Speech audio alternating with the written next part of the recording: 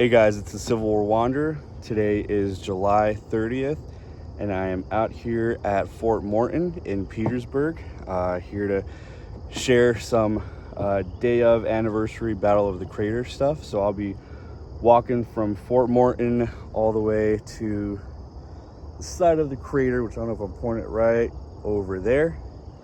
The position that I hold right now is around where Burnside would have had his field command headquarters during the activities of July 30th. Behind me are the ruins of there we go, boom, Taylor Kitchen House. That was a position held by Confederates until around mid-June, I think June 18th or 19th, when the Union 9th Corps, I believe, pushed rebels out. But you can really see kind of how close, I mean, that ridge right there, that's the Confederate line right there, how close these lines were.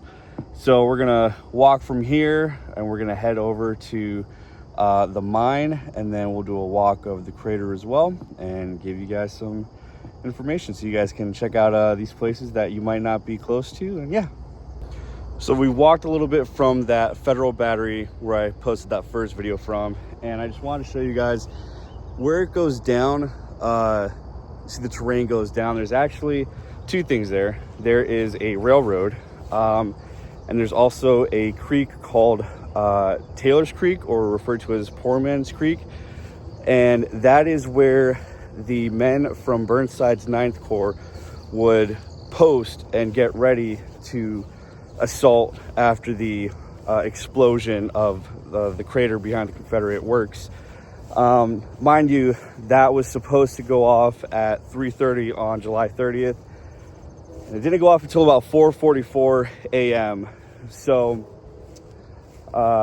yeah, so you can see how there was natural cover, sorry, the sun's in my eyes, from the terrain for the 9th Corps, for the 4 divisions of the 9th Corps to get into position for the attack.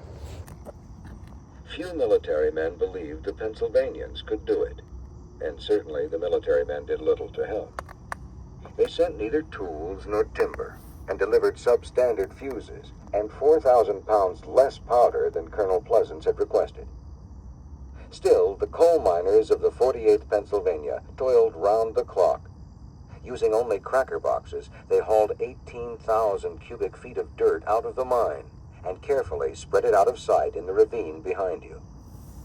After a month of dangerous, exacting work, the mine was finished. 4 tons of gunpowder were planted directly under a Confederate battery. At 3:15 on the morning of July 30th, Colonel Pleasants and 2 other men disappeared into the mine entrance to light the fuse. Moments later, they reappeared and waited for 10, 20, 30 minutes. Nothing happened. The fuse had failed. At 4:30 a.m., 2 of Pleasant's soldiers re-entered the mine. They re-spliced the fuse, lit it, and dashed out. When they emerged, they told Pleasants, "It's all right, Colonel, she's burning." Thousands waited.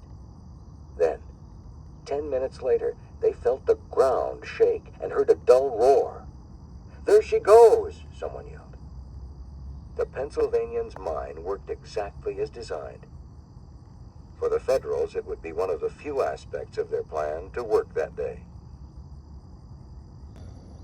Hey guys, we are currently on the Union picket line extending to my left in both directions, but this is also the site of the entrance to the mine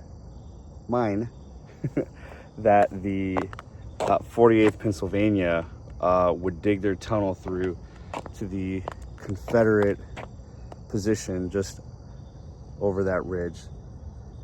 And you know, it's actually where those trees are up there. Was the site of the explosion. The crater's right over there, and you know, it's a very close distance, but the terrain just offers natural concealment from the rebel earthworks on top of the ridge.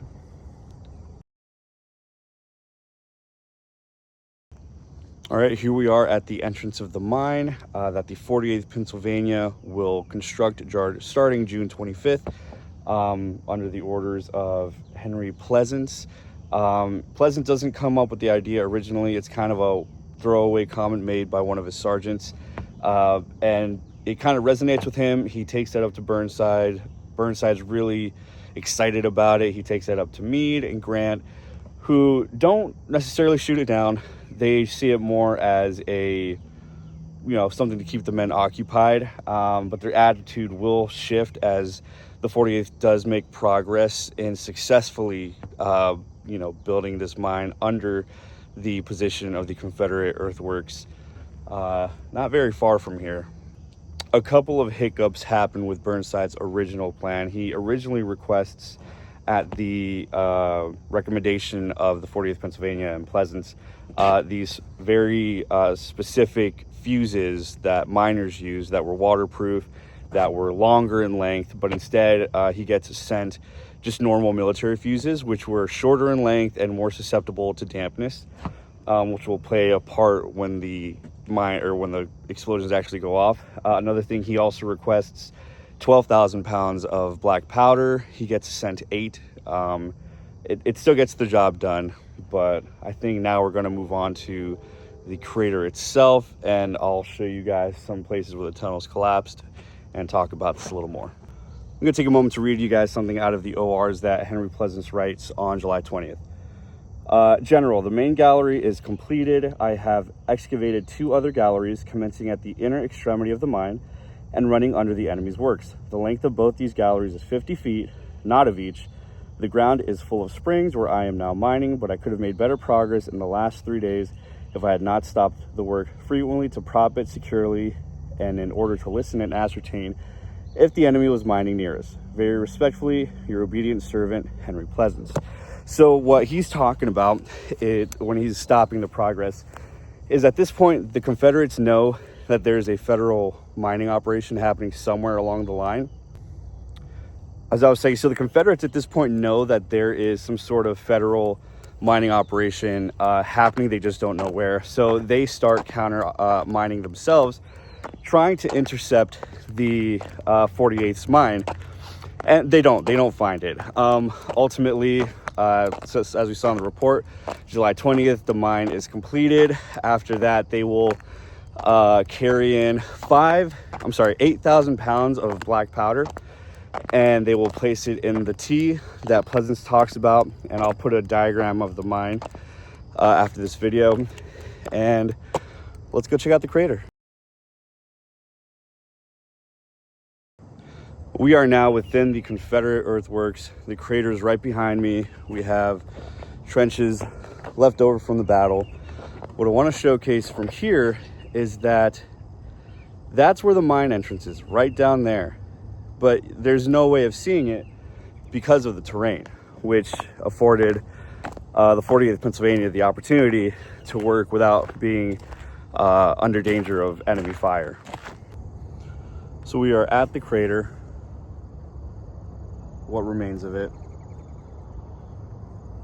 And if it looks a little bit smaller than you were expecting, that's for a couple reasons. We'll talk about it, but after the Confederates regain this position, they'll actually incorporate it into their earthworks. It becomes a tourist attraction even as early as the 1860s, like after the war, 1860s. There's a photo of tourists in it in 1867 with bones still on the ground, and I'll post that as well. Union infantry is poised for the attack. We talked about this. It was 9th Corps, 4 divisions of the 9th Corps. So Burnside wants to use a division of United States colored troops that were at full strength, because up to this point, through wilderness or through the overland campaign had not been engaged. They had been on like fatigue duty and building corridor roads and helping build entrenchments, so they were fairly fresh. But Meade balks at this idea. He doesn't want it to seem as if, if the colored troops did break through, and then the Union, the white troops would go past them to take Petersburg, that the public would see that as Meade and Grant just using the colored troops as cannon fodder to open up the way for the white troops.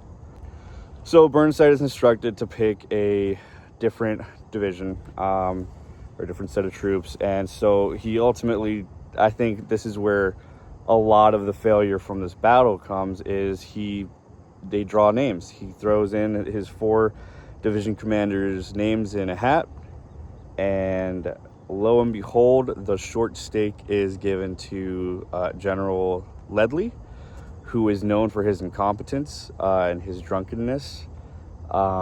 He will defend himself, saying that on the morning of July 30th, he was ill, and so he had actually taken cover in a bomb-proof back behind Union lines.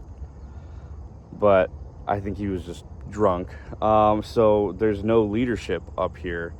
And so what ends up happening is the Union troops, when they get to the crater here, instead of pushing through or to the flanks to, get that a stronghold on the position, they start digging out Confederate wounded. I have read that it was to take them prisoners. I have read that it was to help them. Whatever the point, they don't make any progress within the crater. And ultimately, the plan wasn't to go into the crater to begin with. It was to go around it and set up a position on the other side of the crater to be able to push that breakthrough through the Confederate lines. That doesn't happen. So this lack in leadership and lack of following the original instructions that was part of the plan gives the Confederates enough time to mount up a counteroffensive. Mahone on the Confederate side will get Georgians and Alabamians.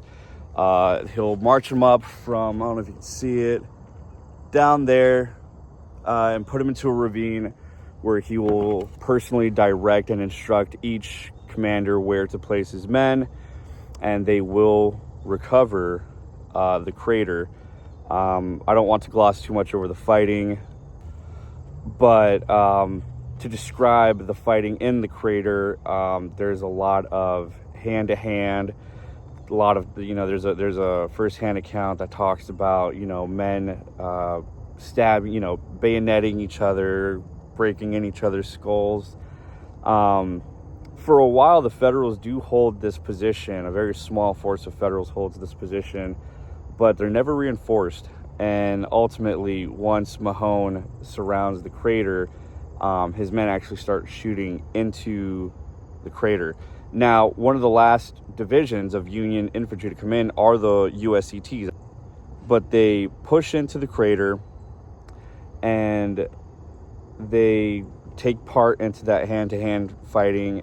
But at this point, there's Confederates on the ridges around. And if you're familiar with the movie Cold Mountain, there's a exaggerated version of this, but they end up taking, well, first of all, they're shooting into this bowl of Union infantry, and some men pick up rifles, discarded rifles with bayonets on them. Eventually, Confederate officers will ask the Union soldiers stuck in the trench if they would like to surrender. They say yes, but the same terms of surrender are not afforded to the USCTs within the crater. They are actually very, very mercilessly killed. There's a report that says that they were capped at point blank, basically, and bayoneted until exhaustion, meaning that the Confederate soldiers that were bayoneting them did it until they were exhausted. So you got to realize at this point in the war, this is the first time that many of these Confederate troops get the chance to fight against USCTs.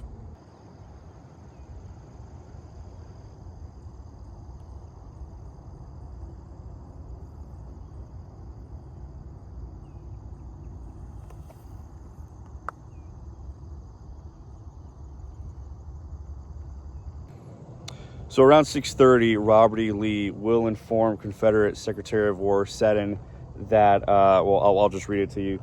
General A.P. Hill reports that General Mahone, in retaking the salient possessed by the enemy this morning, recovered the 4 guns with which it was armed, captured 12 stands of colors, 74 officers, including Brigadier General Bartlett and staff, and 855 enlisted men. Upward of 500 of the enemy's dead and wounded are lying unburied in the trenches with his losses sight. Talking about Mahone. So by 6:30 on July 30th, what was supposed to be a good opportunity for Grant to break through is ultimately thwarted by Mahone. Really, it was the lack of support from sending in the divisions piecemeal from the 9th Corps, but also the rapid response from Mahone, placing the different commanders in positions to retake this crater.